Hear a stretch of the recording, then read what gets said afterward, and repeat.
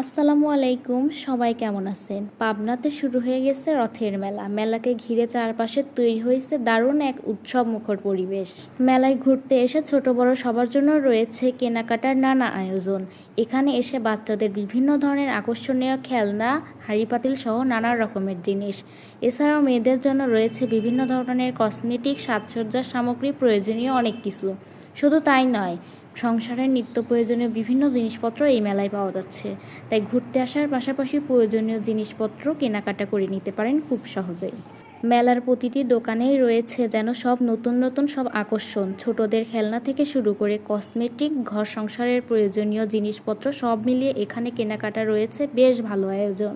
বড়দের পাশাপাশি ছোটদের মধ্যেও মেলাকে ঘিরে দেখা যাচ্ছে দারুণ উৎসাহ আর আনন্দ।